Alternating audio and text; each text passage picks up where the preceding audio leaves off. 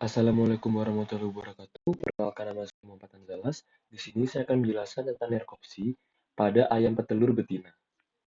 Untuk mengetahui kesehatan ayam tersebut dilakukan pengamatan pertama yaitu pengamatan performa ayam, di mana tingkah laku ayam tersebut lincah, kondisi bulu normal, tidak ada perubahan anatomi pada bagian kepala dan juga kaki, terlihat tidak ada cacat ataupun bekas luka, namun pial, paruh, dan juga jenggernya berwarna pucat. Selanjutnya, ayam disembelih untuk melakukan nerkopsi. Selanjutnya dilakukan pemeriksaan pada bagian kepala, di mana tidak terdapat kebengkakan, tidak keluar lendir, selain itu juga tidak terdapat luka terbuka. Untuk warna paruh sendiri masih bersih, sinus normal atau hidung dalam kondisi normal, mata tidak pucat, pial dan paruh memiliki warna yang sedikit pucat. Lakukan pemeriksaan permukaan tubuh dari ayam tersebut, yaitu yang terdapat pada dada, dapat dilihat bahwa tidak adanya luka terbuka dan tidak ada memar biru-biru. Selanjutnya diperiksa pada bagian kloaka, dan dilihat pada kloaka unggas tidak terjadi kecacatan apapun, bentuknya juga normal, selain itu juga tergolong bersih. Periksa kulit dan juga memeriksa pada bagian perut atau dada unggas. Dada ayam tersebut, pertama, dada tersebut dibasahi terlebih dahulu untuk melihat lebih jelas sehingga bulu-bulu tidak mengganggu pandangan. Selanjutnya memeriksa pada bagian sayap, pada otot-otot dan juga persendian, dan juga pertulangan apakah ada hal yang mencurigakan atau kelainan secara eksterior.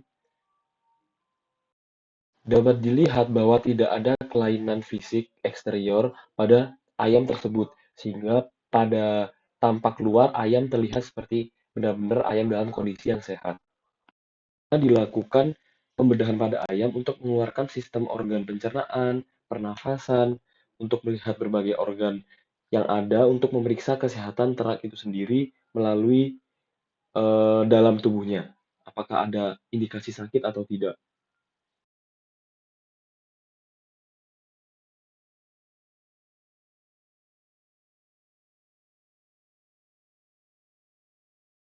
Pada pemeriksaan tersebut diperoleh hasil bahwa pemeriksaan pada rongga perut tidak ada cairan bening terlalu banyak, penuh ataupun penuh cairan putih kekuningan, dan pada bagian rongga dada terdapat padatan seperti keju.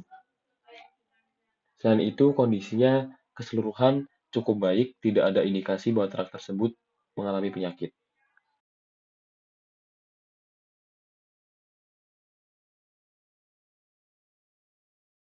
Melakukan pemisahan terhadap organ pencernaan dan juga organ pernafasan, kemudian bisa kita keluarkan dari tubuh ternak tersebut untuk melakukan pemeriksaan lebih teliti kembali.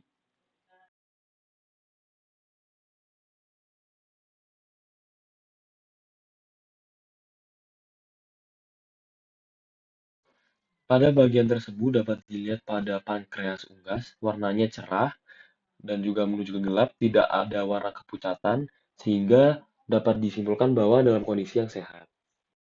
Selanjutnya kita lakukan pemeriksaan pada sistem organ reproduksi unggas tersebut. Dapat kita lihat bahwa unggas tersebut masih aktif dalam memproduksi telur sebagai ayam petelur. Dan semua sistem organ reproduksinya tergolong baik dan dalam keadaan yang sehat. Selanjutnya juga dapat dilihat bahwa ternak tersebut atau ayam tersebut masih produksi telur dengan baik. Dapat dilihat masih ada telur dalam kondisi utuh dan dengan kondisi yang baik juga. Dan terdapat calon-calon telur atau ovum yang masih dalam keadaan baik juga. Selanjutnya mari kita keluarkan sistem organ pernafasannya. Bisa kita lihat paru-parunya masih dalam keadaan baik. Lakukan pengamatan pada bagian bursa fibrisius. Pada bursa fibrisius tidak ada keadaan yang merugikan, di mana tidak membesar, tidak mengucil, dan juga tidak ada peradangan. Pemeriksaan pada sistem organ pencernaan, kita bedah dari organ pencernaan tersebut untuk melihat apakah masih ada pakan yang masih diproses. Dan dapat dilihat bahwa pada berbagai bagian di sistem pencernaan tersebut masih dalam keadaan sehat secara eksterior. Selanjutnya, kita periksa ususnya, di mana bisa kita bedah menjadi dua, kita urutkan terlebih dahulu untuk melihat apakah ada indikasi ternak tersebut mengalami penyakit seperti bintik-bintik merah pada usus, dan juga apakah mengandung cacing di dalam ususnya. Dapat dilihat bahwa usus tersebut mengeluarkan cacing pita walaupun dengan jumlah sedikit. Maka ternak mengalami indikasi penyakit yaitu cacingan. Dan pada bagian organ pencernaannya dapat dilihat masih ada pakan yang masih dikonsumsi atau masih dicerna, namun keadaannya masih baik. Dan pada hati ternak, di mana hati ternak Permukaannya tidak berwarna pucat atau kekuningan dan tidak ada bintik-bintik atau peradangan, maupun tidak terdapat selaput putih dan juga flek-flek kuning tua. Saat ditekan, kondisi hati ternak pun tidak rapuh, maka hati ternak dalam keadaan yang sehat. Dilakukan pemeriksaan mengenai fungsi paru-paru, apakah paru-paru berfungsi normal atau tidak, itu dengan cara menenggelamkan paru-paru pada air. Dapat dilihat bahwa paru-paru tidak tenggelam atau mengapung, tandanya masih berfungsi dengan sangat baik. Selanjutnya, saya akan menjelaskan mengenai vaksinasi. Vaksin yang pertama adalah vaksin MD. Vaksin MD diberikan secara intramuskular atau dengan disuntikan, tetes mata, tetes hidung, atau melalui air minum, dengan dosis 1 mili.